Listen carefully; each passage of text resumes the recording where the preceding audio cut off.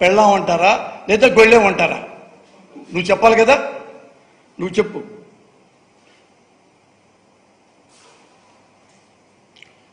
సరే, పెళ్ళాళ్ళకి వెళ్ళాలి జరుగుతున్నాయి, అది మా పర్సనల్ మ్యాటరు.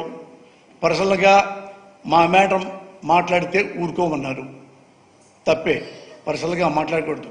మరి నువ్వెందుకని ఏడుపులేసావు?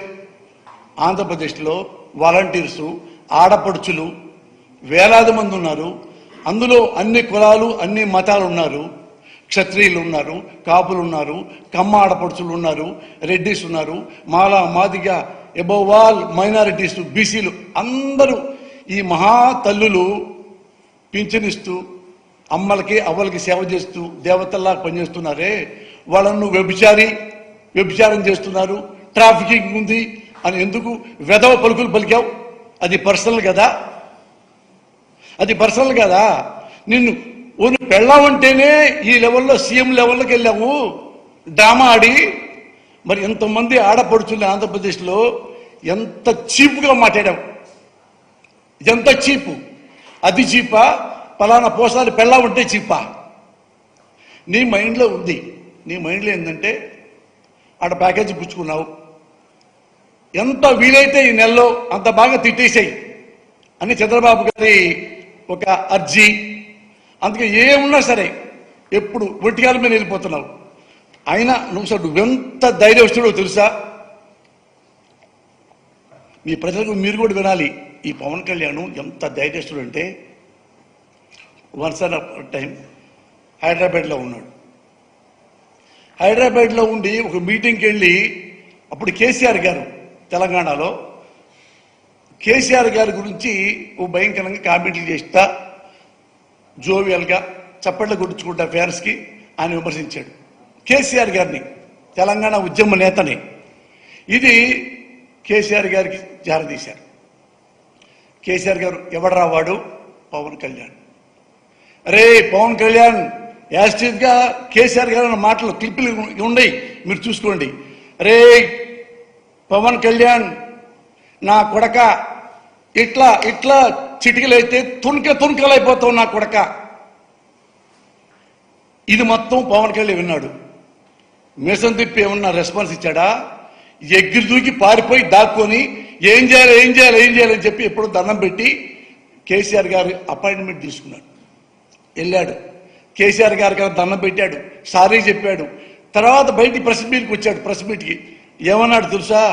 సార్ కేసీఆర్ గారు గొప్ప మేధావి, ఉద్యమకారుడు, ఇంత డెడికేషన్ ఉందని నాకు తెలియదండి, ఇంత డెడికేషన్ ఇందులో ఉందని, హౌ గ్రేట్ హీఈజ్ అని ఒక అరగంట పాటు కేసీఆర్ గారిని పొగిడి ఆ నుంచి పారిపోయి వచ్చాడు. ఇప్పుడు ఏడుకొచ్చాడు. ఏడుకొచ్చి ఆంధ్రప్రదేశ్ కదా ఇది.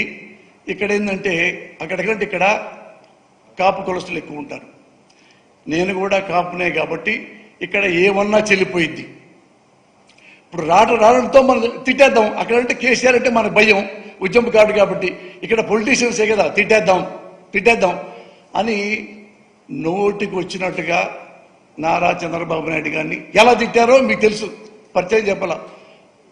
నారా చంద్రబాబు నాయుడా, అతను ముఖ్యమంత్రి అవుతాడా అని అందరి ముందు, జనం ముందే అతను వాళ్ళ మామను వెన్నుపోటు పొడిచి ముఖ్యమంత్రి అయ్యాడు.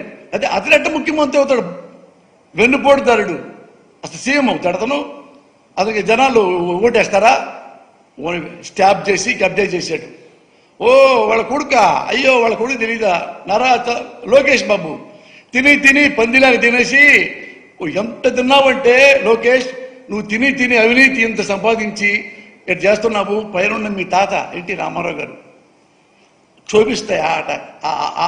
క్షోభిస్తుందయ్యా ఆయన ఆత్మ, తినకుండా ఆపపోయా అని అయ్యా కొడుకుల్ని అమ్మలక్కలు తిట్టేశాడు మీసాలకి. మళ్ళీ అలాగే ఇప్పుడు కేసీఆర్ గారికి మన నారా చంద్రబాబు నాయుడు గారికి ఎంత తేడా ఉంటుందంటే, కేసీఆర్ గారు ఒక్క మాట కూడా పడనెప్పుడు అన్నాడా వాడు తెచ్చాడే.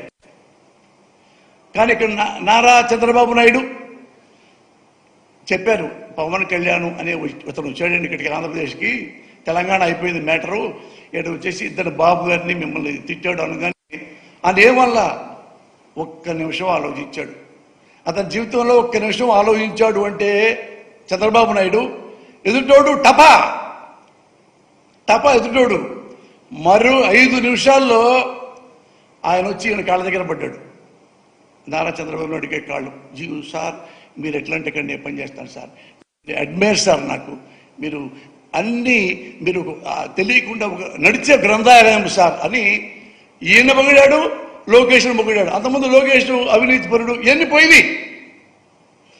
పోయి ఇప్పుడు ఇతను ఒకప్పుడు తన నాయకుడు అనుకున్నాడు. ఇతను చంద్రబాబు నాయుడు ఏం చేశాడంటే ఒక నాయకుడిని తీసుకొచ్చి తన కార్యకర్తలుగా తన కాళ్ళ దగ్గర పెట్టుకున్నాడు ఈ పవన్ కళ్యాణ్ని. ఇతను చూడండి కార్యకర్తే, ఈయన మాట్లాడేది ఆయనలో లీడర్ క్వాలిటీస్ లేకుండా చేశాడు.